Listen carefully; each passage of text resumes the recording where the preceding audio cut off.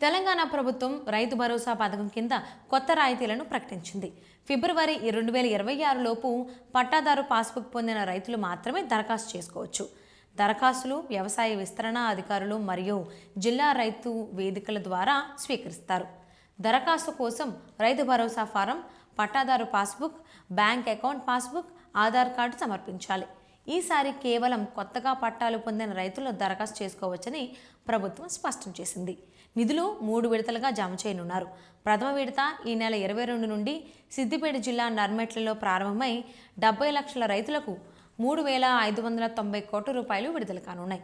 ఎకరానికి 6,000 రూపాయల చొప్పున ఏడాదికి మొత్తం 12,000 రూపాయలు రైతుల ఖాతాలో జమ చేయనున్నారు. గతంలో కేవలం భూమి కలిగిన రైతులకు మాత్రమే ఈ సహాయం అందించబడింది.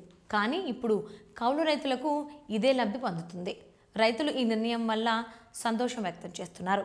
రైతు భరోసా నిధులు రైతుల ఆర్థిక భరోసా కాబట్టి వ్యవసాయ పనులు, పంటల అభివృద్ధి, అవసరమైన వ్యవసాయ సామాగ్రికి ఉపయోగపడతాయి.